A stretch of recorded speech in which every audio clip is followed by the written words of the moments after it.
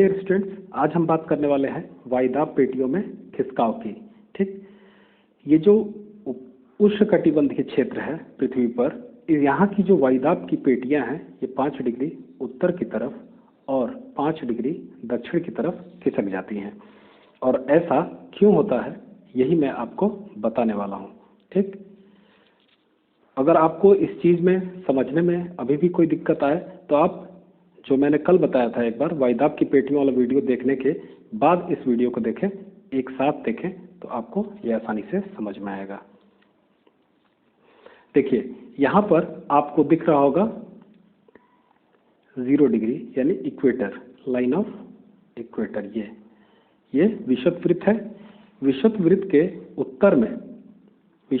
उत्तर में आपको यहाँ पर कर्क रेखा दिख रही होगी, ट्रॉपिक ऑफ कैंसर, और यहाँ पर आपको मकर रेखा दिख रही होगी, ट्रॉपिक ऑफ कैप्रिकॉर्न। शुरू करते हैं हम विषुव यानी कि जो स्वाभाविक स्थिति होती है वायुदाब पेटियों की, उसकी, जिसके बारे में कल मैंने आपको बताया था 0 से 5 डिग्री यानी कि यहाँ इक्वेटर से 5 डिग्री उत्तर और 5 डिग्री दक्षिण के बारे में।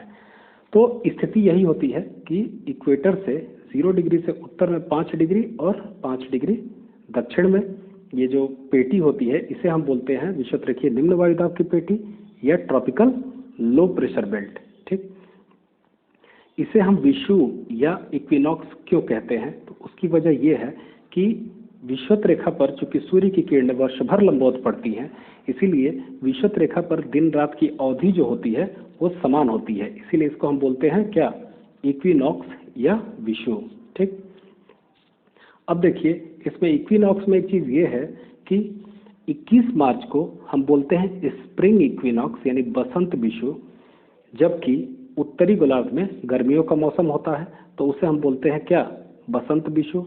और 23 सितंबर को हम बोलते हैं शरद विषुव या ऑटम इक्विनॉक्स, जबकि उत्तरी गोलार्ध में ठंडियों का मौसम शुरू होने वाला होता है। ठीक है, इस पर हम बात करते हैं अभी ऐसा क्यों होता है।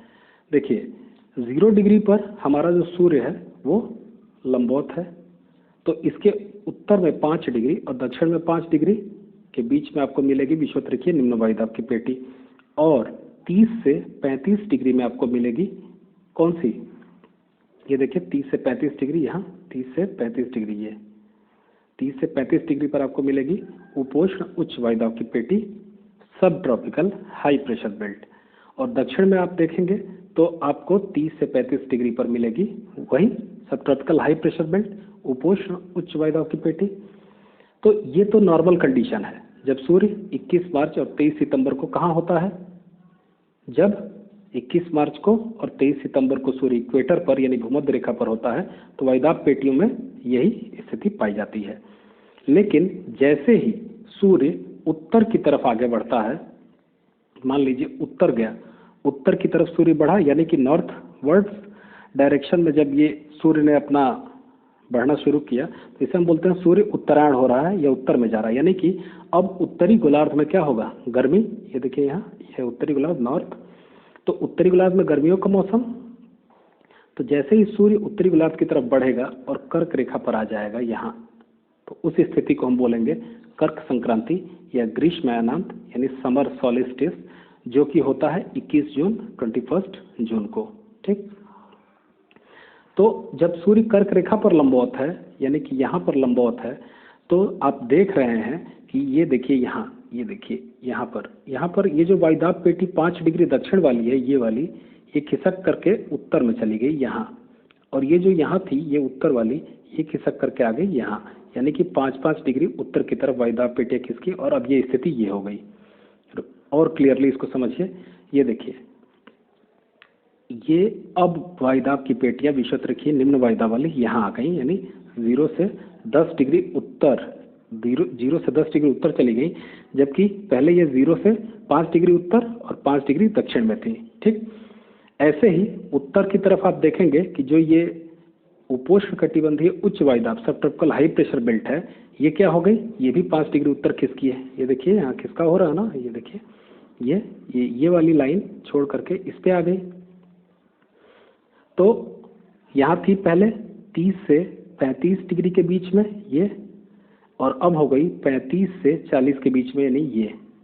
तो उत्तर में भी सब ट्रॉपिकल हाई प्रेशर बेल्ट में भी 5 डिग्री का उत्तरी खिसकाव हुआ, और दक्षिण में आप देखेंगे कि जो 30 से 35 डिग्री वाली सब ट्रॉपिकल बेल्ट थी वो उत्तर की तरफ खिसक गई।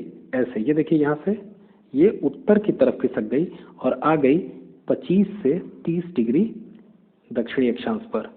ये देखिए, जबकि इसको कहाँ होना चाहिए था, इसको होना चाहिए था 30 से 35 डिग्री पर, परंतु चूंकि सूर्य कर्क रेखा पर लंबवत है यहाँ पर, इस वजह से ये पेटी 5 डिग्री उत्तर की तरफ खिसकी और आ गई 25 से 30 डिग्री। ये 25 डिग्री की लाइन है देखिए, और ये 30 डिग्री की लाइन, तो इस पर आ गई। सेम इसी तरीके से अब जब सूर्य दक्षिण की तरफ बढ़ेगा, यानी सूर्य जब दक्षिणायन होगा, यानी कि ये वाली कंडीशन, ये वाली मकर संक्रांति जिसे हम बोलते हैं मकर संक्रांति या शीतयानांत यानी विंटर सॉल्स्टिस, जो 22 दिसंबर की स्थिति है। 22 दिसंबर को क्या होता है, मकर संक्रांति, जब सूर्य मकर रेखा पर यानी कि यहाँ पर लंबवत चमकता है, तब की कंडीशन बता रहा हूँ। तो मकर संक्रांति की स्थिति में क्या होगा, मकर संक्रांति की स्थिति में ये देखिए, ये जो वायुदाब की पेटी यहाँ थी, ये विषुवत रेखा पर इक्वेटोरियल, यहीं से समझिए, विषुवत रेखीय निम्न वायुदाब की पेटी 5 डिग्री दक्षिण की तरफ आ गई। ये देखिए 5 डिग्री दक्षिण आ गई इधर की तरफ, ठीक। और ये जो सब ट्रॉपिकल हाई प्रेशर बेल्ट थी, यानी कि उपोष्णकटिबंधीय उच्च वायुदाब पेटी, ये भी 5 डिग्री दक्षिण की तरफ खिसक गई, यानी 35 से 40 डिग्री पर। और उत्तर में आप देखेंगे कि जो उपोष्णकटिबंधीय उच्च वायुदाब की पेटी थी वो भी 5 डिग्री दक्षिण की तरफ खिसकी और 30 से यानी 25 से 30 डिग्री उत्तरी अक्षांश के बीच में आ गई। जबकि इसकी स्थिति क्या थी, पहले 30 से 35 डिग्री पर थी और कर्क रेखा के समय कहाँ चली गई थी, ये 35 से 40 डिग्री के बीच में चली गई थी। फिर से सूर्य जब वापस 23 सितंबर को यहाँ वापस आया विषुवत रेखा पर, तो ये स्थिति बनी, ये वायुदाब की पेटी वापस खिसकी अपनी जगह पर 30 से 35 डिग्री पर। और फिर जब सूर्य मकर रेखा पर लंबवत चमका तो ये दक्षिण की तरफ 5 डिग्री यानी 25 से 30 डिग्री उत्तरी अक्षांश पर चली गई। तो आप देख रहे हैं कि सूर्य के उत्तरायण एवं दक्षिणायन होने की वजह से वायुदाब की पेटियों में उत्तर एवं दक्षिण दिशा में खिसकाव आ रहा है, ठीक। तो ये है वायुदाब की पेटियों का उत्तर एवं दक्षिण 5 डिग्री का खिसकाव, यानी shifting of air pressure belts. तो उम्मीद है कि आपको वायुदाब पेटियों के खिसकाव के बारे में मैं समझा पाया होगा। कोई भी प्रश्न हो आप पूछ सकते हैं उसको, इससे संबंधित व्हाट्सएप ग्रुप में या नीचे कमेंट्स के माध्यम से। Thank you so much.